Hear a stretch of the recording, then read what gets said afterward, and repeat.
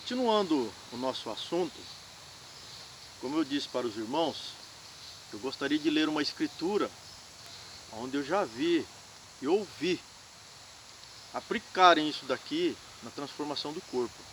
Mas como eu disse, as palavras ainda não perderam sentido. Então vamos ler, a escritura é bastante conhecida. Só de eu citar a escritura vocês já sabem o que eu vou ler aqui. Está em 1 Coríntios capítulo 13. Mas vamos observar junto este ponto aqui. Paulo dizendo: ainda que eu falasse a língua dos homens e dos anjos, e não tivesse caridade, seria como um metal que soa ou como um sino que tine.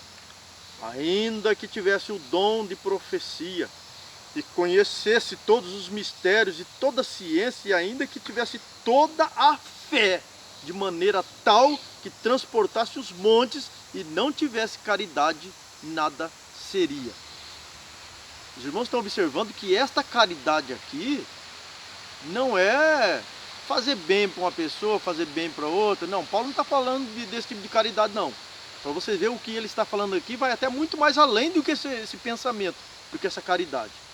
Veja bem, ainda que eu distribuísse toda a minha fortuna para o sustento dos pobres, ainda que entregasse o meu corpo para ser queimado e não tivesse caridade, nada disso me aproveitaria.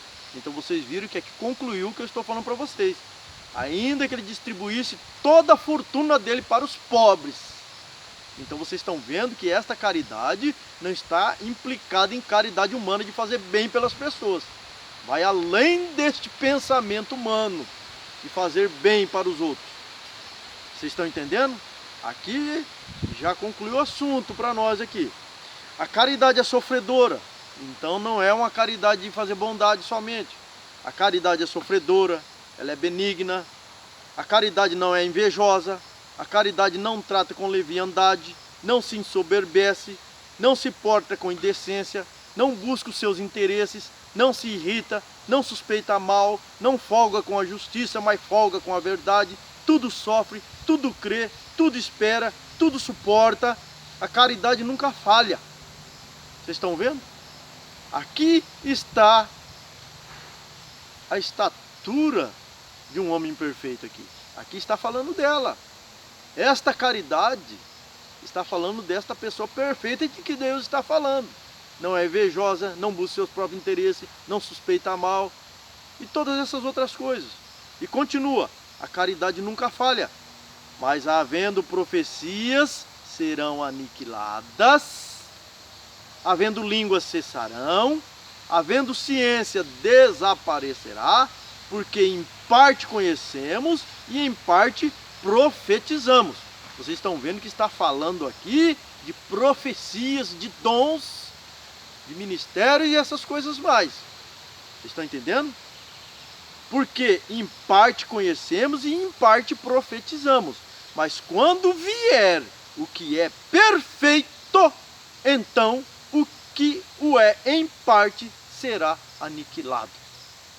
Então vocês estão observando que as palavras aqui, que a Escritura está falando aqui de dons, de fazer bens, de coisas nesta vida. Então quando o que é perfeito vier, todas estas coisas que é em parte serão aniquiladas. Você não vai ficar mais agarrado nessas coisas, preocupado com dons, com ministério, com posição, está entendendo? Com profecias, né? Ai, Deus não falou em profecia comigo, ai, Deus não falou comigo em língua, ai, Deus não... Você está entendendo? É isso que Paulo está falando aqui. Quando o que é perfeito vier, o que é em parte será aniquilado. Quando isso entrar no teu coração, de que você tem que ser perfeito, você vai ver que essas coisas nada valerão. Assim que Paulo está dizendo. Você vai ver que nada disso valerá para você, se você não chegar aonde você tem que chegar. Vocês querem ver o que Paulo diz? Paulo diz aos Hebreus, no capítulo 6, aos Hebreus, no capítulo 6, no verso 1, Paulo diz assim, falando as mesmas coisas que ele falou lá em 1 Coríntios, capítulo 13, que nós acabamos de ler. Pelo que deixando os rudimentos da doutrina de Cristo, prossigamos até a perfeição, não lançando de novo o fundamento do arrependimento de obras mortas e de fé em Deus, e da doutrina do batismo, e da imposição das mãos, e da ressurreição dos mortos, e do juízo eterno. E isso faremos, se Deus o permitir. Vocês estão entendendo? A palavra de Deus ela é clara e taxativa. Não está dizendo que nós temos que ignorar essas coisas, os dons de Deus, porque isso é da igreja, é do povo de Deus. Vocês estão entendendo? Mas está falando que nós não devemos colocar o carro na frente dos bois, melhor dizendo, uma palavra até um tanto rude para se dizer no tocante à palavra de Deus, né? Mas é uma maneira clara da gente entender. Então que nós não devemos colocar essas coisas na frente daquilo que é perfeito.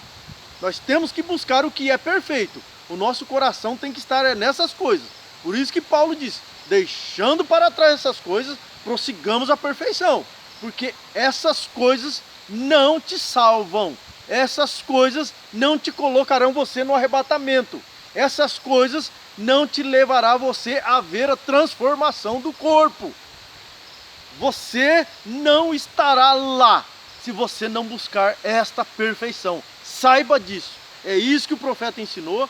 É para isso que Deus enviou um profeta. Para nos mostrar para nós e nós reconhecer a nossa posição no corpo de Cristo. Não nossa posição na igreja, como membro. Você está entendendo? Como ministro, como pastor, como diácono, como líder de cântico, como um cantor num conjunto, como um tocador. Nada disso. Nossa posição no corpo de Cristo. É isso que nós temos que compreender e buscar. Vocês estão entendendo? Então agora nós vamos entrar na mensagem do profeta, cujo título é A Perfeição. E vamos ver o que o irmão Brana fala acerca dessas coisas, da palavra de Deus. No parágrafo desta mensagem, no parágrafo 8, o irmão Brana começa dizendo assim: Deus requer perfeição. Bem entendido? São as palavras do profeta. Anote se você quiser, vai estar gravado aí, você busca. Mensagem à perfeição, parágrafo 8. Deus requer perfeição. Nós queremos nos lembrar disso, que não há nada incompleto que possa ir à presença de Deus. Deve ser perfeito. Nossa adoração e tudo tem que ser perfeito para chegar na presença de Deus. E o irmão Brana continua. No Éden, Deus tinha Adão e Eva no jardim. E eles pecaram e transgrediram a lei de Deus ao pecar. Isso é desobediência, quando eles desobedeceram a lei de Deus. E quando a transgressão vem, que é desobediência, que é a transgressão da lei, que é a lei de Deus, ele sendo santo, inadulteravelmente santo, então nenhuma mancha de impureza pode algum dia permanecer em sua presença. Então, se o pecado veio ao mundo pela transgressão, então o pecado tem de ser acertado antes mesmo que o pecador possa estar na presença de Deus. Vocês estão entendendo? Essas são as palavras de nosso amado irmão Brana. Deixou isso daqui para nós. Ele ensinou para o povo dele naquele tempo e é para os eleitos do Senhor. Porque esta palavra chegaria até os corações dos eleitos e tem chegado ao nosso. Então jamais nós chegaremos na presença de Deus misturando o mundo com Deus. Você não conseguirá, porque Deus não se mistura com o mundo. Nós pensamos que ele se mistura. É um engano do diabo. São espíritos sedutores que vêm até nós, em nossa mente, fazer nós pensar que Deus está nos aceitando, vivendo, amando o mundo e adorando Ele. A nossa adoração nem é aceita diante de Deus. O irmão Brana diz, chegará um dia, você que tem estes pensamentos e continua agindo desta maneira, chegará um dia que você se dará conta de que tudo que você fez na vida foi em vão. Sua adoração, seus louvores, o seu ir à igreja, o seu dizimar, o seu ofertar, pensando que Deus aceitou essas coisas e você misturando a sua vida com o mundo.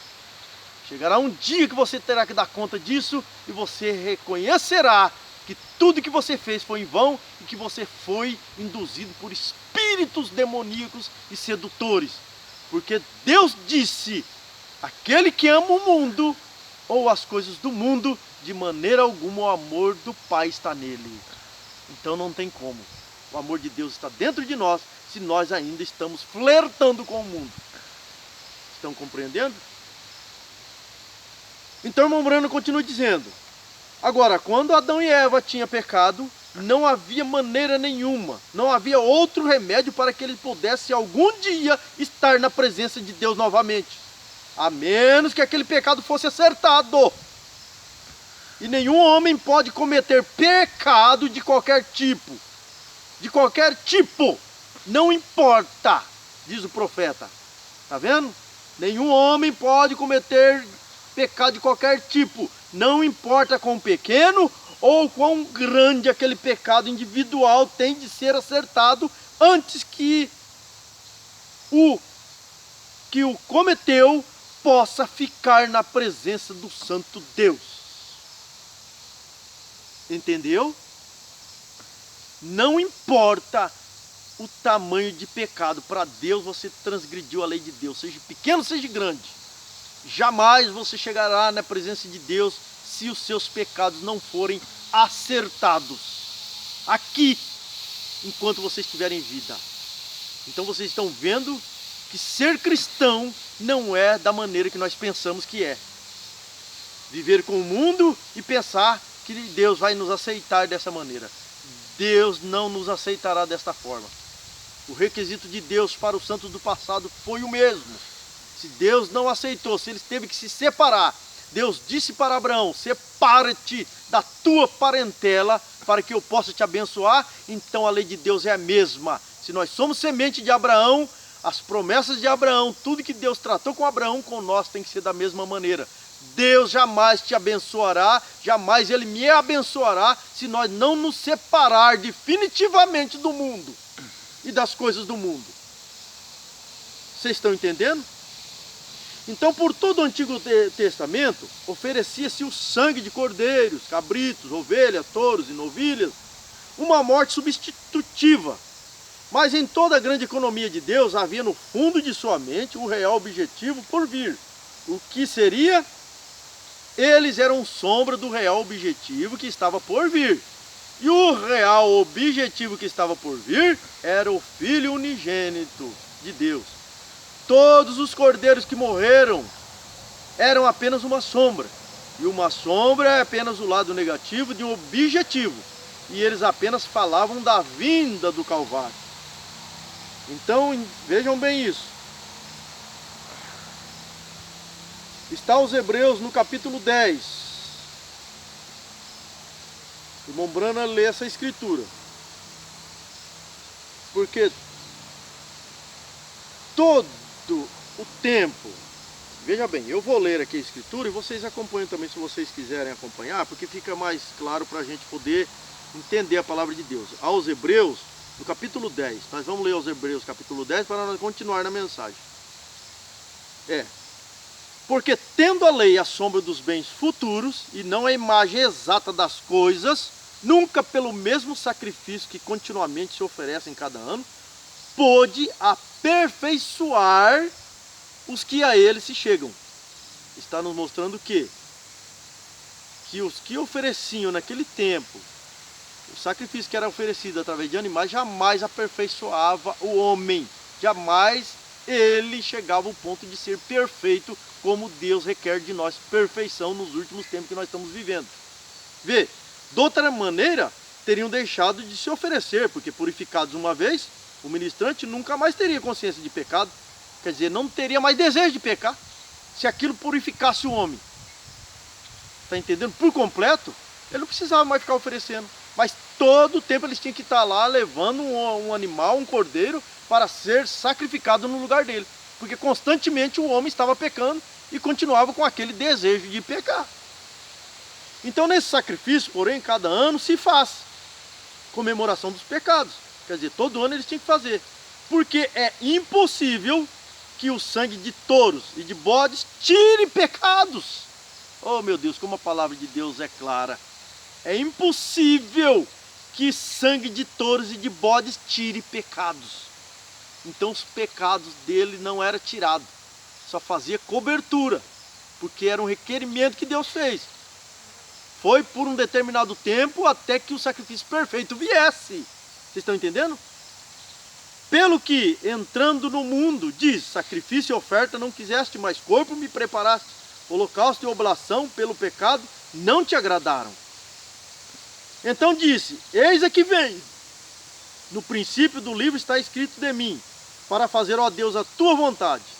Como acima diz, sacrifício e oferta, e holocausto e oblação pelo pecado não quiseste, nem te agradaram, os quais se oferecem segundo a lei. Então disse, eis aqui venho, para fazer, ó Deus, a tua vontade. Tira o primeiro, sacrifício de animais, de touros, cabritos, bodes. Tira o primeiro, para estabelecer o segundo. Qual é o segundo? O sacrifício perfeito, o nosso Senhor Jesus Cristo. Estão entendendo? Nós vamos dar continuidade nas mensagens, porque o tempo para cada vídeo desse é curto, então não dá para concluir. Então nós vamos dar continuidade no próximo vídeo. Deus continue vos abençoando, em nome de Jesus Cristo.